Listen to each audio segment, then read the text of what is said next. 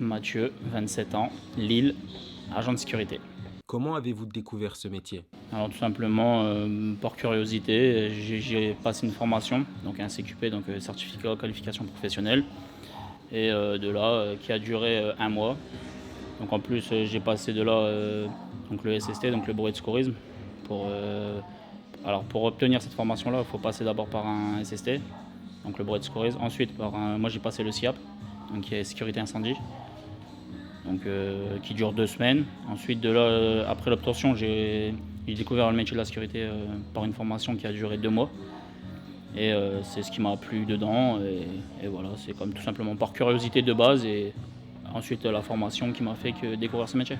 Avez-vous eu précédemment des échos positifs ou négatifs de ce métier?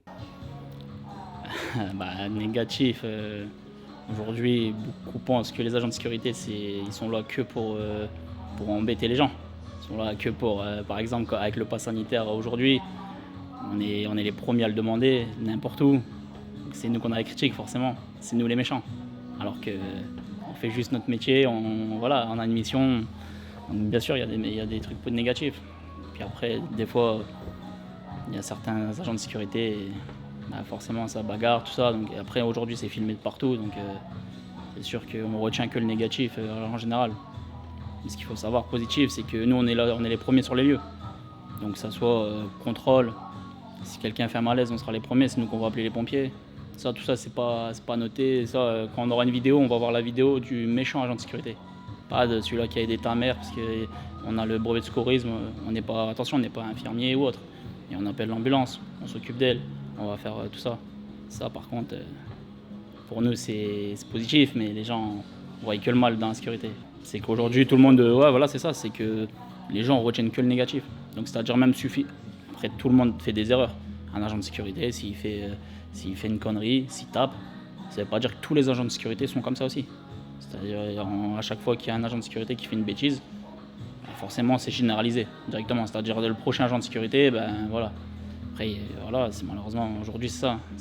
On retient que le négatif. C'est comme un agent de sécurité, comme un policier, comme autre. On va faire voir que le mauvais détail. Et aujourd'hui, mais ce qu'il faut savoir, c'est que nous, on est toujours là en premier. Demain, il y a un cambriolage. J'étais moi-même intervenant rondier. Il y a un cambriolage, c'est nous qu'on fait la levée de doute. Avant que la police arrive, c'est nous qu'on les appelle. Donc à tout moment, on peut se faire agresser. On est les premiers sur les lieux. Et voilà. Quel est le parcours scolaire qui vous a permis d'accéder à ce métier? Alors, moi, le parcours scolaire, ça n'a rien à voir avec l'agent de sécurité. Moi, j'ai fait un bac pro mécanique, poids lourd. Une chose qui m'a... moi et l'école, c'est 2. Clairement, c'est un échec au niveau scolaire. Après, ensuite, j'ai fait plusieurs boulots en intérim, tout ça. Et par curiosité, j'ai voulu passer cette formation. Et là, c'est autre chose. Une formation et l'école, c'est autre chose. C'est quand tu veux faire quelque chose, tu réussis. Donc moi, je suis passé par la formation. Alors, j'ai pas eu cette chance de passer par le lycée ou autre. Ce qui peut être pas mal, parce que du coup, il y a certains diplômes qu'on peut avoir plus facilement. Mais moi, je suis passé juste par la formation. Ça, c'était complètement différent à l'école. Selon vous, est-il facile de trouver un poste similaire? Alors facile. Déjà, il y a beaucoup de métiers. Quand on a notre carte professionnelle qu'on valide à la fin de cette formation, on a beaucoup de chances de trouver un emploi. Alors maintenant, il faut rester sérieux comme tout métier. Il faut faire ses preuves. Mais aujourd'hui, la sécurité, il y a du boulot, mais exactement partout, dans toutes les villes. Dans toutes les villes, on a besoin d'un agent de sécurité, dans le magasin, peu importe, il y a énormément de missions. Mais un agent de sécurité, on va dire, c'est la sécurité de l'emploi. Il y a beaucoup moins de CDI, il y a encore des CDI, mais du travail, franchement, pour pas en avoir, il faut vraiment le vouloir, quoi. Depuis combien de temps exercez-vous votre métier? Alors moi, je suis dans ma 5e année. Donc j'ai fait 2 ans et demi intervenant rondier. Et ensuite, là, ça fait 2 ans et demi que je suis en agent de sécurité. Quels sont vos horaires de travail? Alors moi, mon poste actuel, c'est j'ai deux horaires. Donc c'est des postes de 12 heures. Donc c'est soit 5h, 17h la journée, soit 17h, 5h. C'est des postes de 12 heures. Après, ça dépend à chaque entreprise. Ça dépend. Des fois, par exemple, quand j'étais intervenant rondier, c'était 19h30, 7h30. C'est tout dépend, mais voilà, c'est beaucoup de postes de 12 heures dans la sécurité. Après, il y a des postes de 7 heures, de 8 heures, tout dépend. Mais moi, en tout cas, à l'heure actuelle, c'est 5h, 17h ou 17h, 5h. Des postes de 12 heures. Ce qui est l'avantage, c'est qu'on fait 4 postes de 12 heures, 4 jours, et après on est en repos, puisque les heures de la semaine sont déjà faites. C'est le petit avantage. Quel est l'objectif de ce métier? C'est de maintenir la paix, la sécurité. Et, l'objectif, c'est voilà, c'est après tout dépend des missions. C'est pareil aussi. C'est un agent de sécurité au magasin, il n'y aura pas les mêmes missions qu'un intervenant rondier, par exemple. C'est tout le monde a ses missions, mais quoi qu'il arrive, c'est la sécurité, que ce soit des biens, des personnes. Donc, on est toujours au même niveau, au même objectif, quoi qu'il arrive. Après, on n'aura pas tous les mêmes missions. Mais en priorité, c'est la sécurité des biens et des personnes. Quel est le critère à avoir pour réussir à ce poste? Les critères. Déjà, faut travailler en formation. Mais après, les critères, déjà, faut beaucoup de jeunes aujourd'hui. Alors, je suis pas vieux, mais beaucoup de jeunes aujourd'hui se disent sécurité, il faut savoir se battre. Non. C'est plus le cas, il n'y a plus d'agents de sécurité. Il y en a des agents de sécurité de 2 mètres, 150 kg, les gros bras, c'est fini ça. C'est n'importe qui peut être agent de sécurité. Maintenant, parce qu'il faut savoir rédiger un rapport. Quand il y a une anomalie, il faut savoir rédiger un rapport, il faut savoir être là, il faut savoir voir l'anomalie surtout, c'est être vigilant. Je dirais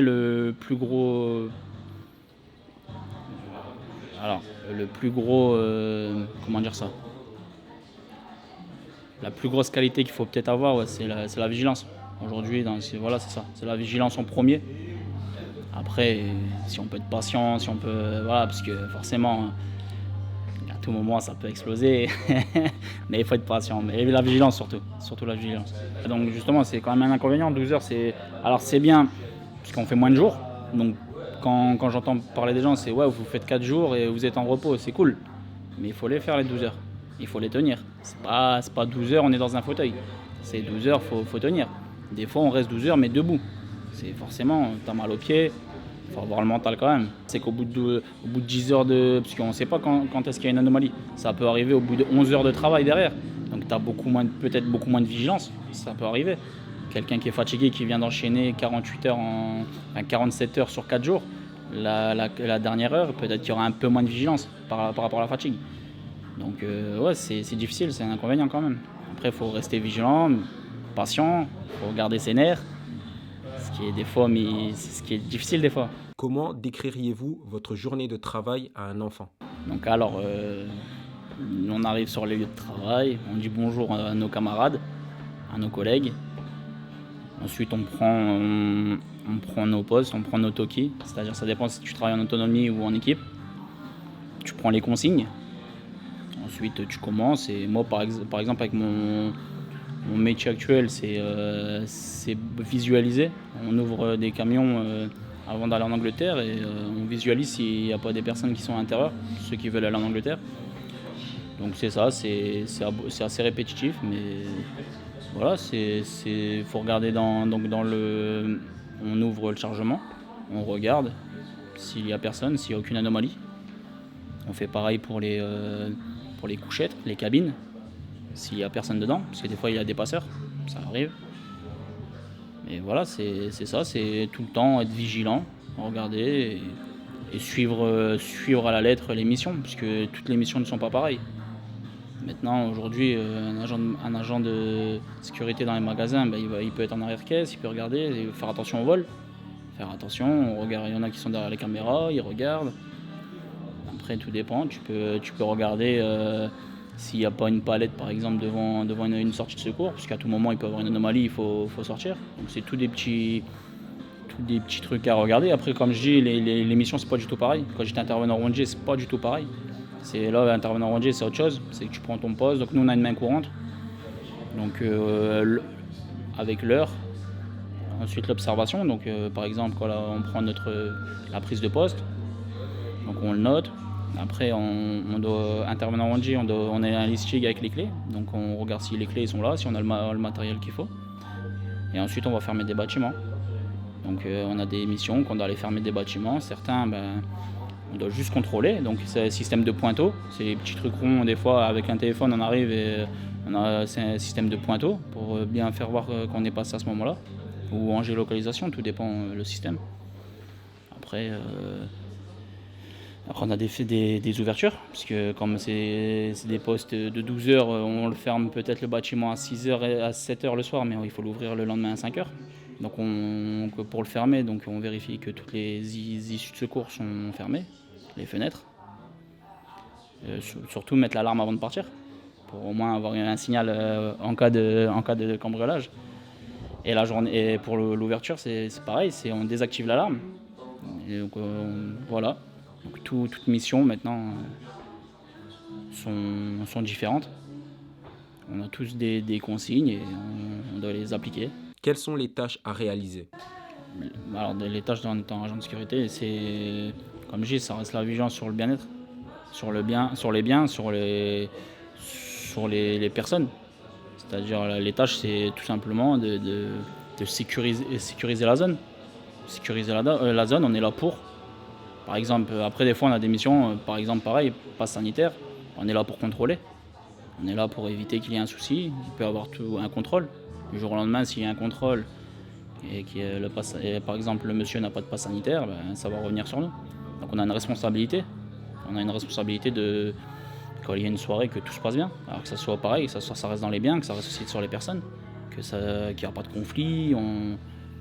Les tâches restent les mêmes au final. C'est que ça soit n'importe quelle mission, si on est là pour la sécurité, quoi qu'il arrive. Alors que ça soit des personnes, des biens. Maintenant, c'est ça, chacun ses missions, mais c'est ça, c'est la sécurité des biens, des personnes. Et on est là pour que tout se passe bien. À quoi ressemble votre journée type? Ma journée type, logiquement, ça devrait être toujours pareil. Enfin, il n'y a aucune journée qui se ressemble, mais parce que tout dépend des anomalies. Mais une journée type, c'est on arrive, on dit bonjour aux collègues si on est plusieurs. Hein. Bien sûr, après, maintenant, on peut travailler en autonomie. Donc, on fait notre prise de poste, on prend le matériel qu'on a besoin. Et on y va, on travaille, on fait les missions. Et puis, malheureusement, il n'y a aucune journée qui se ressemble. Donc, ça peut être pour tout, il peut y avoir une anomalie, il peut y avoir... il n'y a aucune mission, enfin, il n'y a aucune journée qui se ressemble. Ça peut arriver.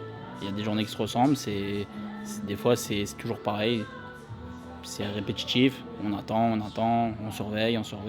Et par contre on n'est pas prévenu quand il arrive quelque chose, donc toujours du suspense on va dire. C'est des journées à suspense, on ne sait pas, on peut rentrer chez nous et dire tout s'est bien passé, il n'y a rien eu, RAS, rien à signaler. Comme il y a des journées ça peut être tout, n'importe quoi. Comme quand j'étais intervenant mondial, on a toujours les mêmes bâtiments fermés en général. Les mêmes bâtiments contrôlés, mais maintenant on ne sait pas quel bâtiment va se faire cambrioler, quel bâtiment, il y a un bâtiment qui peut prendre feu, enfin je veux dire on ne sait pas, ça par contre on n'est pas prévenu à l'avance. Après les journées en général, ils se ressemblent, ça reste les mêmes missions, comme moi que j'étais intervenant en c'était à peu près les mêmes missions, à part arriver le week-end, on a des bâtiments qui restent fermés, donc on a des bâtiments moins fermés, mais en général ça se ressemble jusqu'à temps qu'il y ait une anomalie. Ça par contre, ça on ne peut pas le prévenir. Et puis on peut en avoir des belles des fois. Quelles sont les difficultés que vous avez rencontrées à ce poste? Alors les difficultés, je dirais plus quand j'étais intervenant rangé. Donc je suis déjà arrivé sur des lieux que c'était cambriolage. Donc c'est déjà arrivé sur des chantiers. Donc beaucoup de personnes viennent pour le cuivre. Donc les difficultés, donc l'adrénaline elle est là. Les difficultés, c'est que il y a des chantiers, il fait vraiment noir la nuit et t'as pas d'éclairage, donc c'est une belle petite difficulté à essayer de repérer il faut se mettre en sécurité quoi qu'il arrive, mais il faut aussi faire la levée de doute. Donc l'adrénaline elle est là, ça peut être là t'espères tout simplement que les personnes t'entendent et partent. Parce que tu sais qu'ils sont là, tu les entends, mais il fait noir. T'as une petite lampe. Et ils savent où que t'es. Donc la difficulté elle est là. Maintenant après par rapport à mon expérience, j'ai pas eu trop de difficultés. Il y a déjà eu des bons petits coups de peur par rapport à ça. On reste humain. mais tout va bien. Pour l'instant, moi j'ai pas eu trop de difficultés.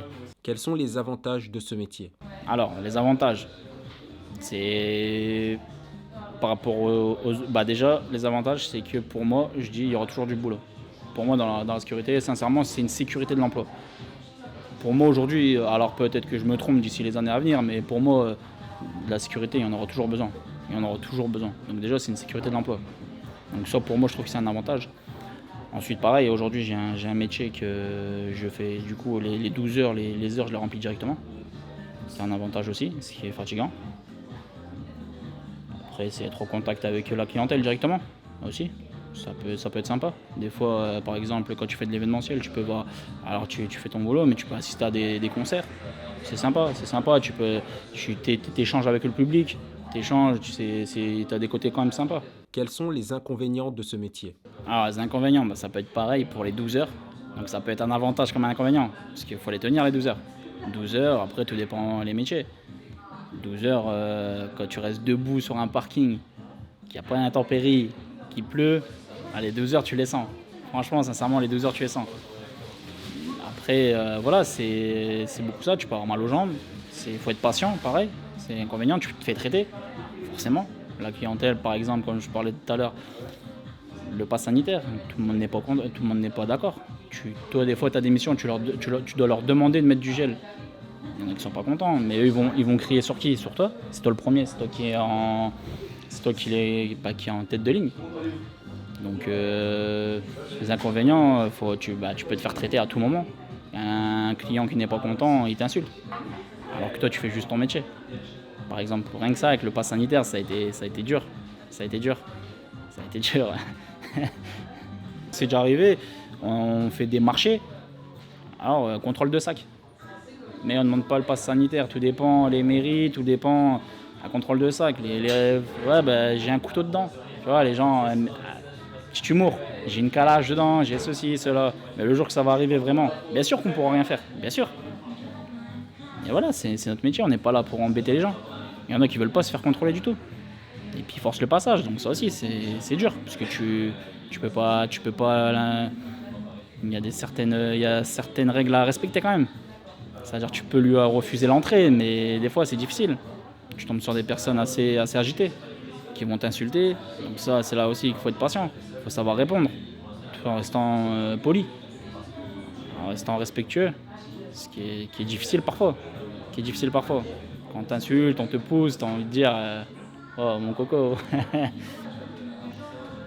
Je pense que les inconvénients pour moi c'est ça, c'est plus les 12 heures. Les 12 heures c'est long.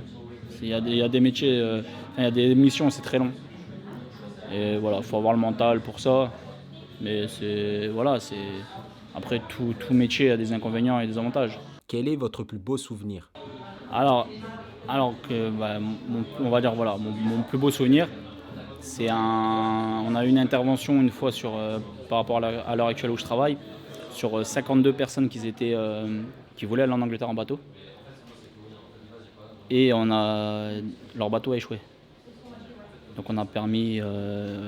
Mon plus beau souvenir, c'est que les 52 personnes, aujourd'hui, on a assisté, on les a aidés, tout ça. Et aujourd'hui, c'est qu'ils sont vivants.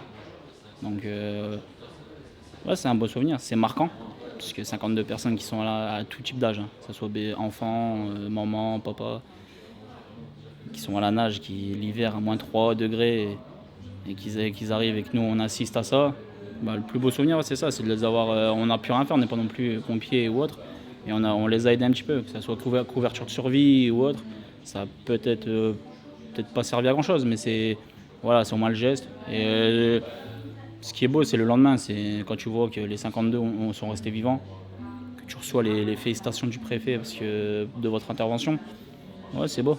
Quel est votre pire souvenir? Ouais, peut-être la difficulté de rester sur un parking 12 heures, c'est peut-être ça, peut-être le pire. Pour l'instant, j'en ai pas encore énorme, parce que forcément, j'ai pas énormément d'expérience. Mais je pense que une journée très froide, pluvieuse, avec de la pluie, un peu de pluie verglaçante. C'est dur.